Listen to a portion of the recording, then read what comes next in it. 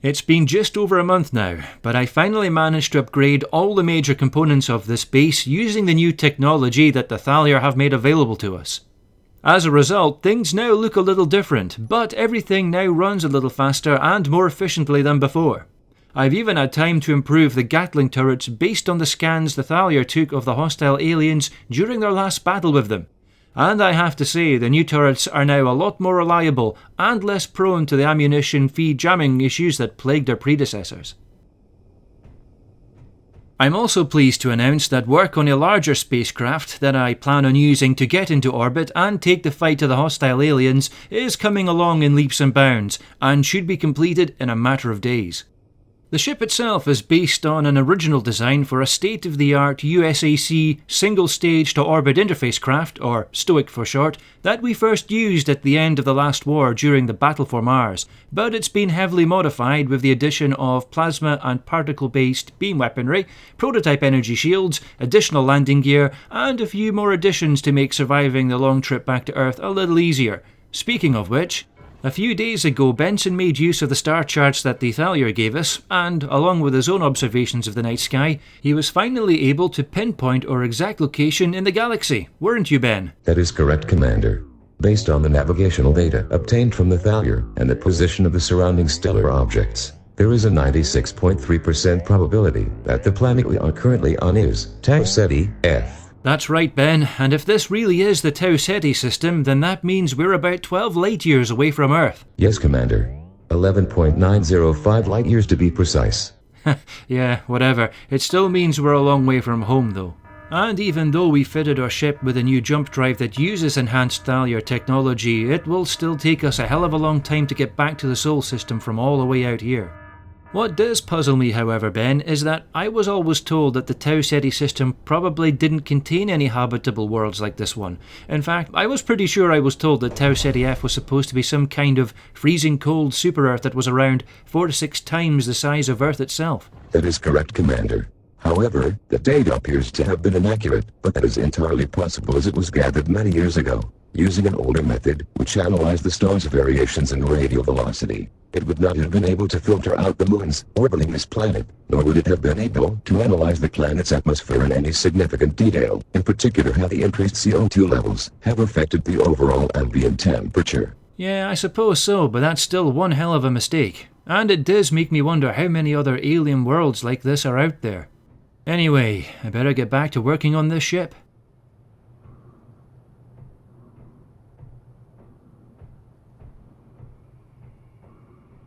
I've added a few more hydrogen thrusters in the rear to give the ship a little extra lift getting to orbit. It certainly needs it now that it's got to carry the extra weight of that refinery, plus the additional weapons and those 2 shield generators.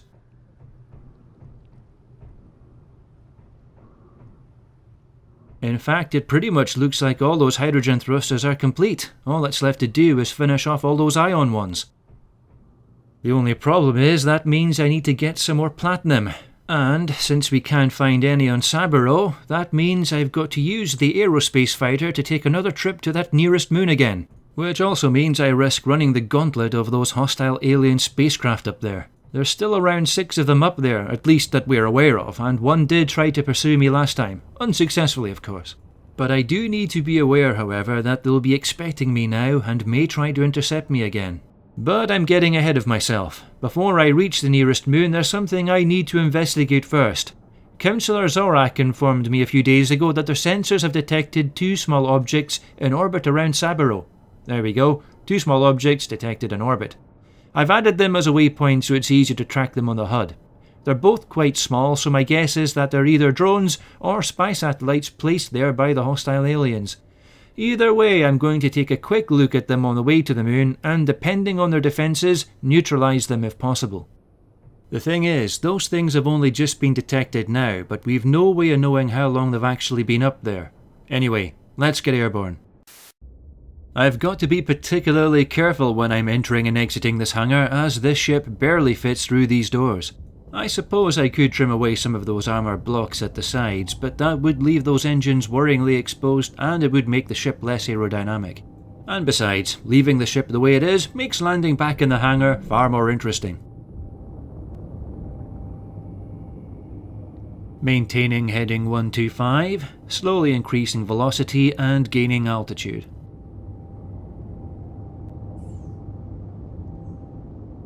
The aliens have placed these drones, or satellites, in orbit further away from Red Mountain Base. I'm guessing they must have learnt their lesson from the last time.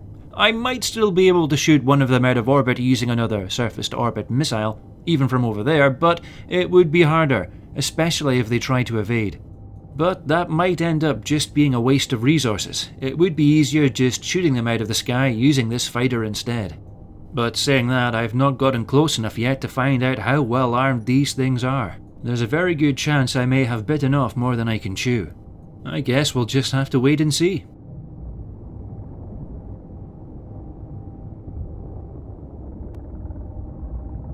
Right, I'll start climbing a little more steeply now, and soon we'll be out of the atmosphere.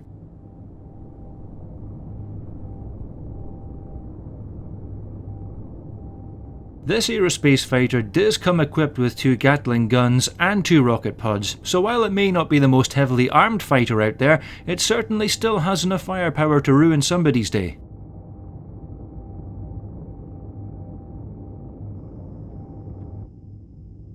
There we go. I'll get the radar activated soon and get the weapon systems brought online, ready to engage the enemy once we get closer.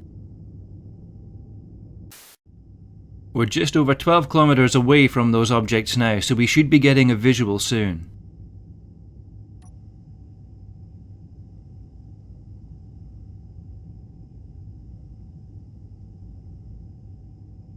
Nope, I can't really make anything out yet, so it looks as though we're still a little too far away.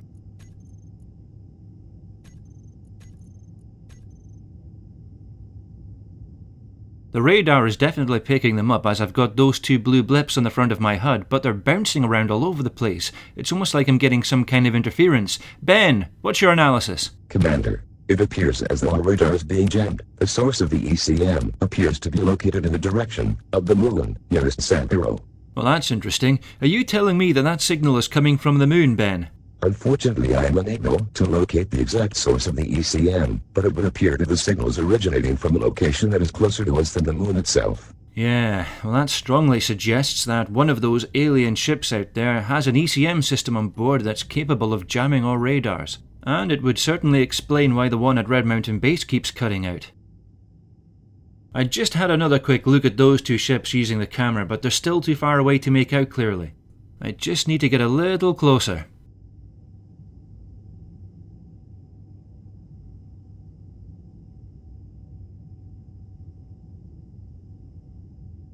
In the meantime, I'll turn this radar off. That jamming's making it next to useless.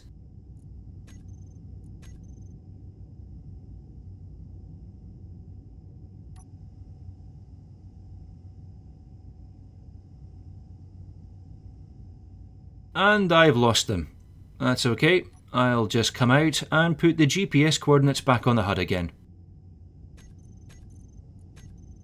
There we go. At least now I've got a rough idea of where to look for them. Providing they don't move, of course. In fact, neither of these things appear to be moving at all, which makes me strongly suspect that they could indeed be satellites. Oh, hang on a second, maybe not. Is that what I think it is? I need to get closer just to confirm.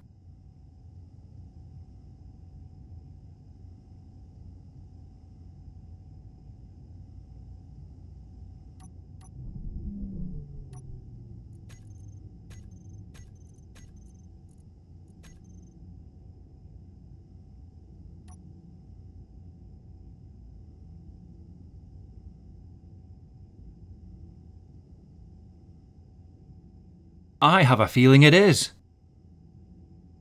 If that is indeed the case, then I may know what the other one is as well.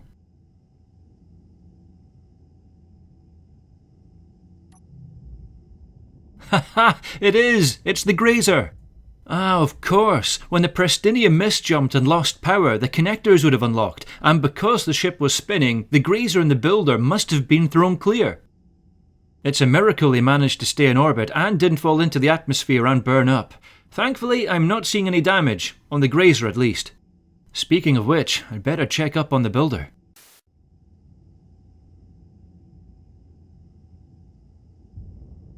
It looks okay so far, at least from back here, but I need to get closer to make sure everything is intact.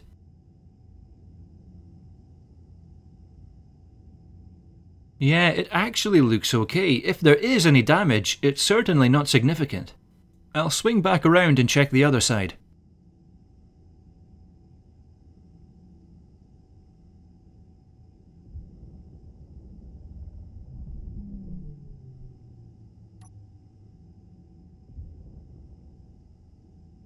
Yep, as far as I can see, both the builder and the grazer look relatively intact. The problem is, there's nothing I can really do for these ships right now. They most likely ran out of power a long time ago, and they're not designed to re-enter a planet's atmosphere, so what I'll have to do is make a note of their location, then come back later and try to recover them using the larger ship. Anyway, I guess it's time to return to my primary objective, and that's to fly to the moon and mine some more platinum. I can worry about recovering those ships later on. Benson, I know we can't use the radar, but are the sensors picking up any other ships nearby? I don't want to be caught by surprise. Negative, Commander. Apart from the two smaller vessels nearby, I am not detecting any other vessels in the immediate vicinity. Good. Let's hope that remains the case for the rest of the flight. Warning. Enemy space station detected. Oh shit. Copy that, Ben. Where the hell did that thing come from? I guess I'm not the only one that's been busy.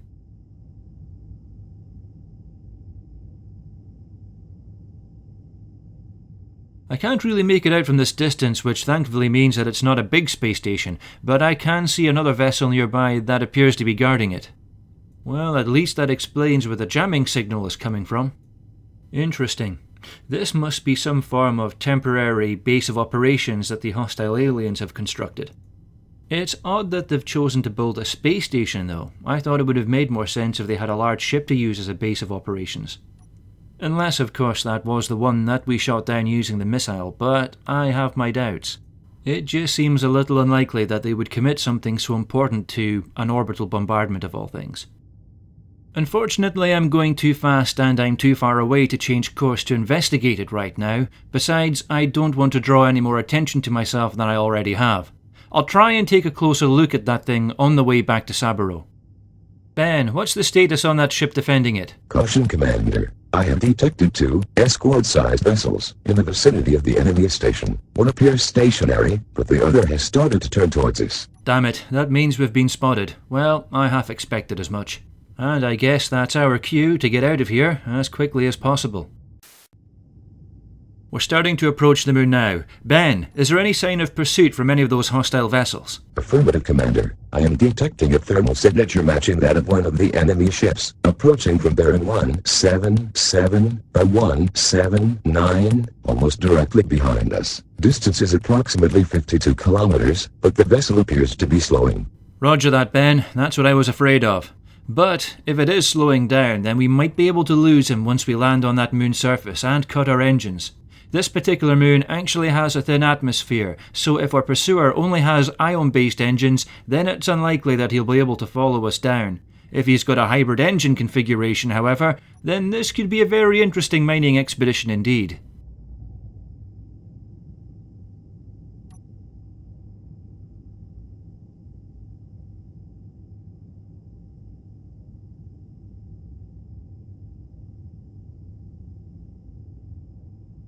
We're starting to enter the moon's thin atmosphere now, so I'll start performing a gentle series of S-turns to try and slow us down a little. If I come in too fast, I risk either overshooting the landing site or crashing into the ground.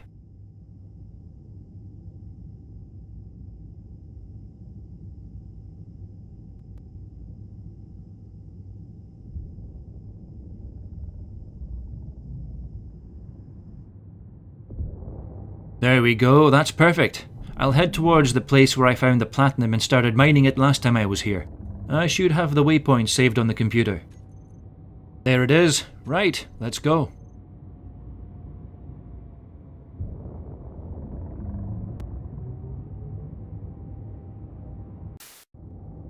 And there's the mining site just up ahead. I'll try to land this ship as close as I possibly can to the hole I've dug in the ground from last time, just so that I've got less distance to walk once I do start collecting the ore.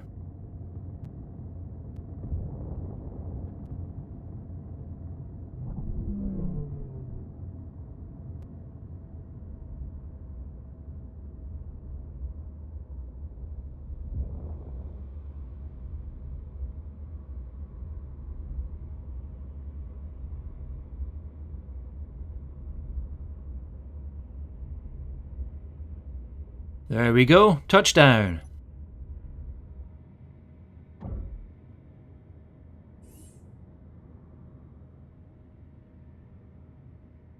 That will do nicely.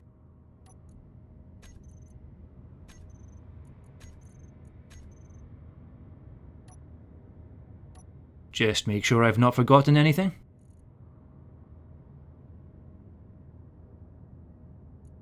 Okay, it's time to get out and start mining that platinum. I'm still really impressed with how well this ship has actually turned out. It certainly had no trouble at all dealing with the thin atmosphere on this moon, and it's performed admirably to get me all the way from Sabiro to here and back again. Anyway, that's enough praise for my Aerospace Fighter. Time to get back to mining before those hostile vessels out there realise where I am and start making things difficult for me.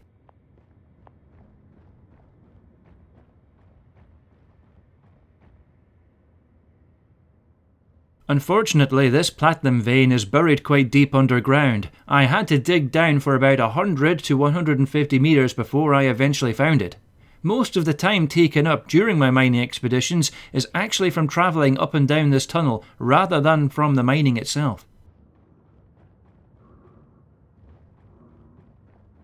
Here we are. As you can see, it's a long way down.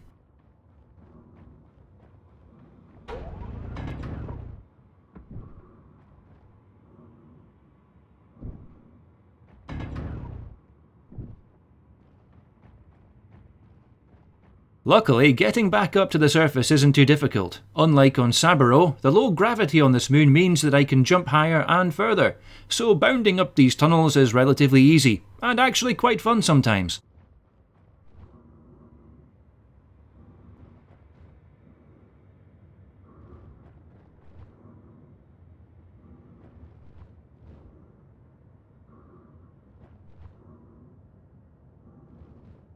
Unless, of course, you get a little carried away and do this. But what goes up must come down. Now I'll just start offloading all this ore onto whatever free space I've got on this thing.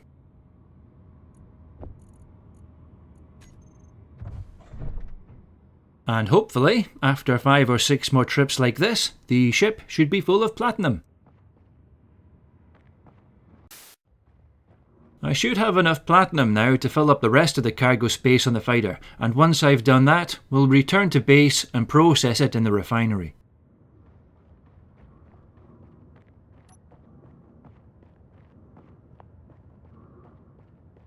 What I will do, however, is make a quick detour on the way back to Sabiro to have a quick look at that space station those hostile aliens have built. The more I learn about what they're getting up to, the better. Okay, that's all the available cargo space on the ship filled up with platinum. Now let's get this thing powered up and start heading back.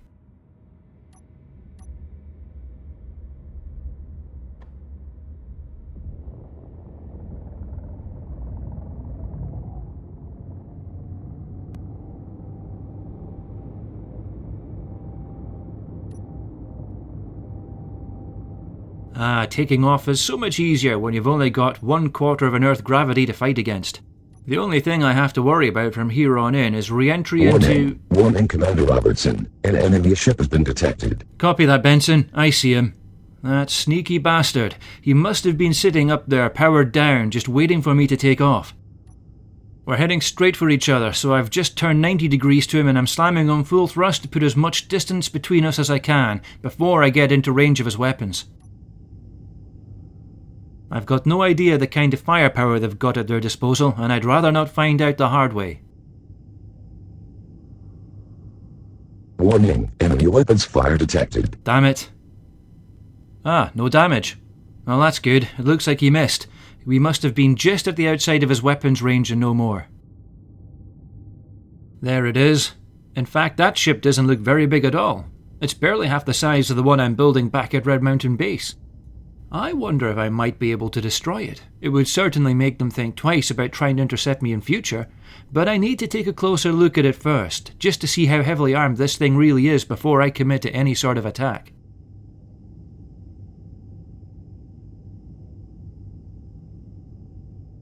I'll need to stay alert though, just in case any more of his friends arrive on the scene.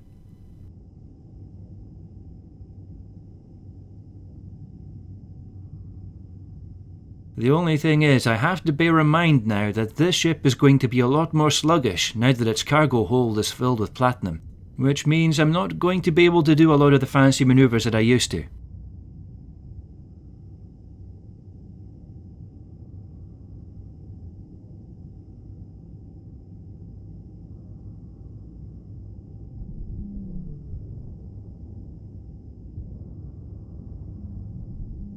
Okay, we're starting to get close again. Now let's have a look at you.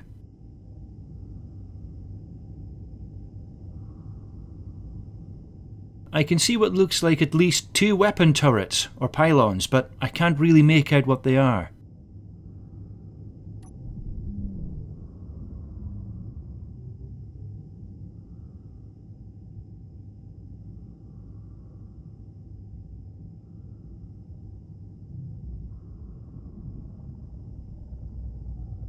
I have noticed that he is following me, but he's not closing with me as quickly as I thought he would. He's obviously keeping his distance. It might be that he's as unsure of me as I am of him. Either that, or he's just waiting for the right opportunity to strike. Now here's the thing, that's an escort-sized vessel. The people that command them tend not to be very experienced. Plus, ships that small usually only have between 1 to 3 crew members in total. So I have something of an idea. But for this to work, I'm hoping that he is focusing more on what I'm doing rather than his own situation. Or more precisely, with how close we are both getting to this moon again. Yeah, I'm seeing what looks like both Gatling turrets and missile turrets in that thing. Trying to attack that in this Aerospace Fighter might be a little too risky, especially with all this platinum on board. No, I'm going to stick with plan B and try to get this guy to follow me further into the atmosphere of this moon. You know, I actually hope his superior officers have given him specific instructions to destroy my ship, because that will make him even bolder, and more likely to make a mistake.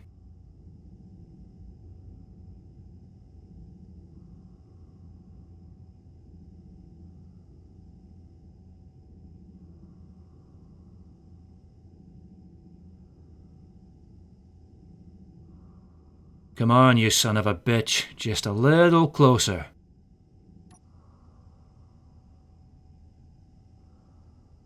Commander, the enemy vessel appears to have increased power to its main engines and is accelerating towards us. Ha! Excellent. Thanks for the update, Ben. That's exactly what I was hoping he'd do.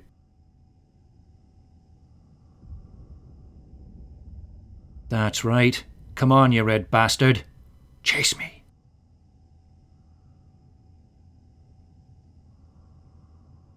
He's getting a bit too close for comfort now. Time to do a 180 and use the main engines to gain a little bit of distance from him.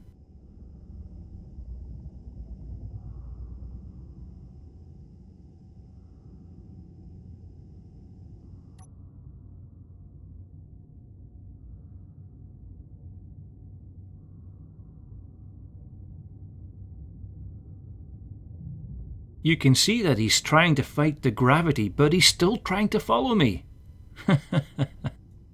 You see, the thing is, his ion thrusters only work properly in a vacuum. The further into the atmosphere he gets, the more power he will lose to his engines. From this angle, you can see just how well armed that ship really is. It's just as well I decided not to attack it. I would have most likely lost both this ship and all the platinum I've just mined.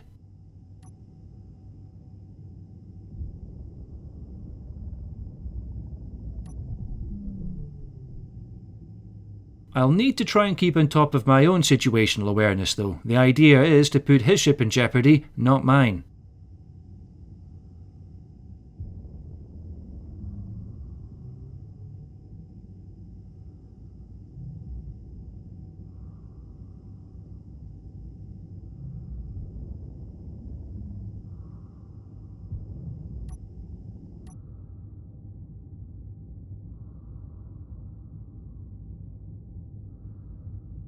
You know what, Ben?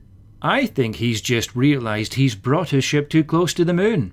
Unfortunately for my opponent there, that realization has come a little too late. I don't think he's got anywhere near the amount of power he'll need to get back into orbit again. I agree, Commander. Based on initial observations, I predict that there's a 98.1% probability that the enemy vessel lacks the required thrust to be able to safely return to orbit. Oh dear. But I suppose that's what he gets for trying to follow my aerospace fighter into this moon's atmosphere.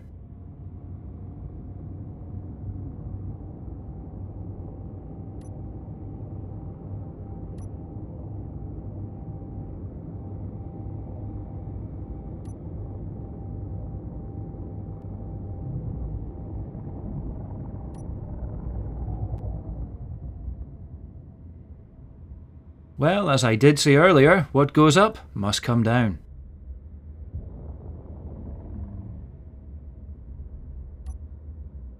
Oh, that's gotta hurt. I almost feel sorry for them.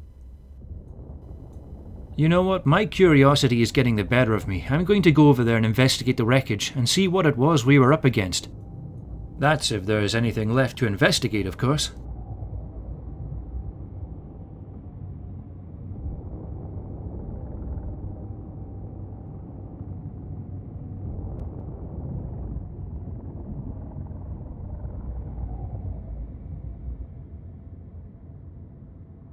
Well, they certainly left a mess, that's for sure.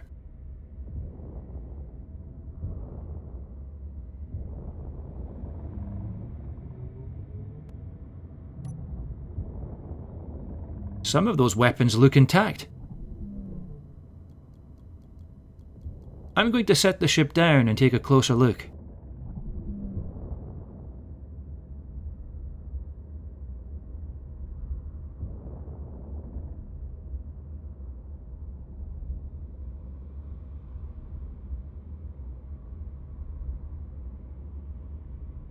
This might be a little risky. That ship may have called for help once it realized it was in trouble. Benson, I'm going out to investigate the wreckage. Let me know the moment you detect any hostile vessels on your sensors. Acknowledged, Commander.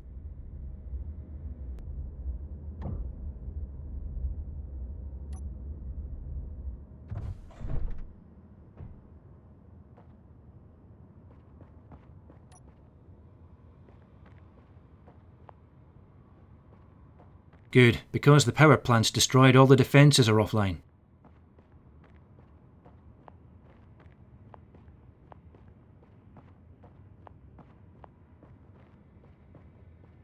I'm not seeing any bodies, but I'm not expecting to find any, not after a crash like that.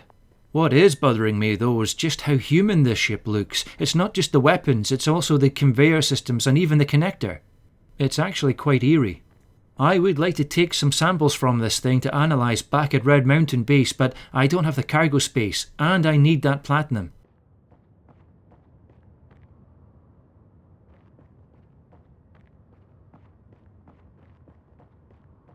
Anyway, it's time I got out of here. I still need to conduct a brief reconnaissance of that alien space station and then return to base as quickly as possible.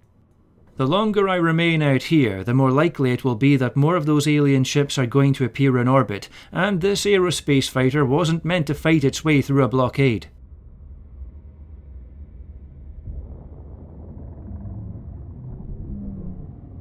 How are things looking, Ben? Are there any signs of hostile vessels out there? Negative, Commander. I am not detecting any vessels within a 100-kilometer radius in front of us. Well, that sounds promising. Here's hoping it stays that way until we get to that space station.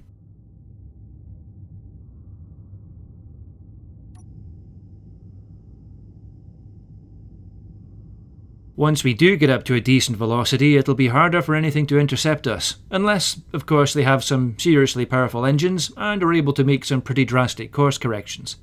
So we should be okay.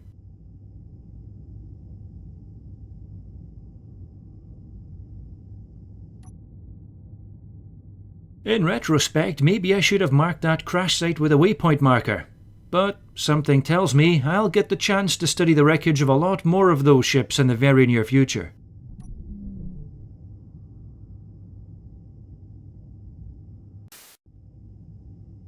We're quickly approaching the alien space station now, and it doesn't look like we've been spotted so far, so here's hoping our luck holds out.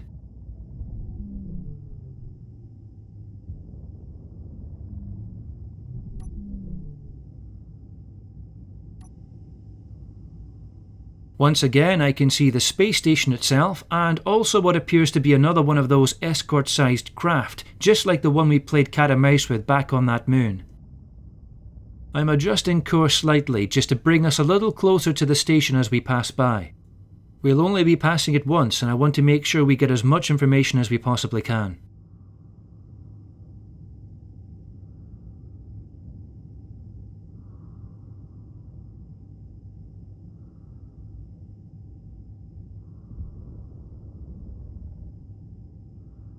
Things are looking a little too quiet over there. Benson, are there any signs we've been detected yet? Negative, Commander. There are 2 enemy vessels in the vicinity of the enemy station, but neither of them have appeared to have moved since we came within sensor range. 2 enemy vessels? I'm only seeing 1, unless you mean that thing next to the station, but I'm pretty sure that's actually part of it.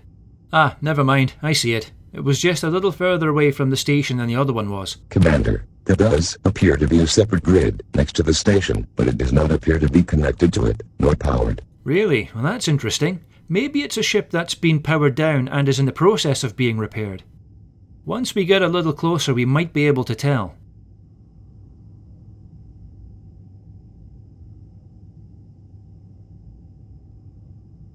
Luckily, it doesn't look like we've been spotted yet, which is surprising.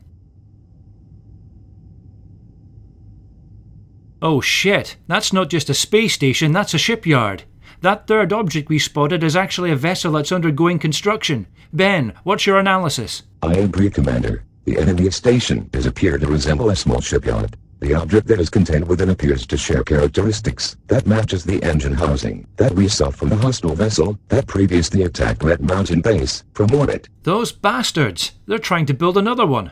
Well, this changes everything. We need to return to base immediately, and we need to inform the Thalia about what's going on. Warning, Commander. One of the enemy vessels has just powered up its main engines and is starting to move towards us. Copy that, Ben. We've already got one hell of a head start over it, so hopefully we'll be back in orbit around Sabiro long before it's able to catch up to us.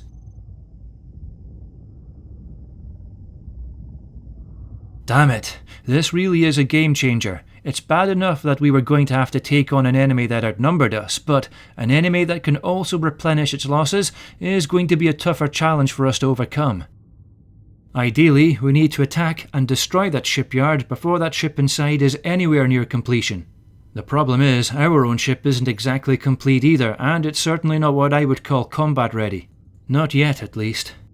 Commander, the enemy ship that was pursuing us has given up its pursuit and has now changed course and is heading back towards the enemy station. Copy that, Ben. That's good news. Now let's get back to base. Benson, activate the comms relay at Red Mountain Base for me, please. Acknowledged, Commander. Communications relay activated. This is Commander Robertson to Councillor Zorak. Do you read me? Over. Greetings, Robertson, Commander. I can hear you well. How may I assist? Councillor, I have some distressing news. On the way back from Shal'Vuun'Wah, I discovered that the alien invaders have constructed a small shipyard and are in the process of creating what appears to be a capital ship. We may have no choice but to move forward the timetable for the attack. This is indeed most disturbing news. Robertson, Commander, please send me as much data as you can, and I shall inform the other counselors of your discovery as soon as possible, and will let you know what they plan to do about it. Acknowledged, Councillor. I'll send you the video footage of what we found as soon as I land back at Red Mountain Base. Robertson out. Now, if I remember correctly, the Thalyar still have 2 system defense craft at their disposal, but only one of those is capable of flying, so we're going to be outnumbered by 5 to 2, if we do take the fight to the enemy. Plus, we still have that shipyard to deal with as well. But first things first, what I need to do is land this Aerospace Fighter, unload all the platinum, and process it in the refinery as quickly as possible.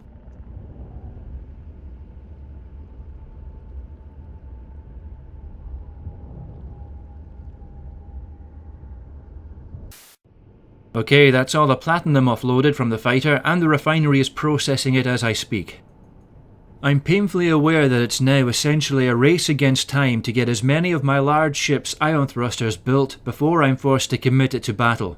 Right now only half of them are complete, and while it's barely enough to allow it to manoeuvre in a vacuum, it's nowhere near the level I would like it to be for taking part in any kind of fleet engagement. Sadly, we may have no choice. The longer we wait, the more likely it will be that the enemy shipyards will finish construction of that new capital ship, and then the odds will very much be against us. Right now I'm waiting to hear back on what my Thalyar allies plan to do, and until then I'm going to get my ship as ready for combat as best I can, because very soon it will finally be time to take the fight to the enemy. And you know what? I've just realised I haven't even given my ship a name.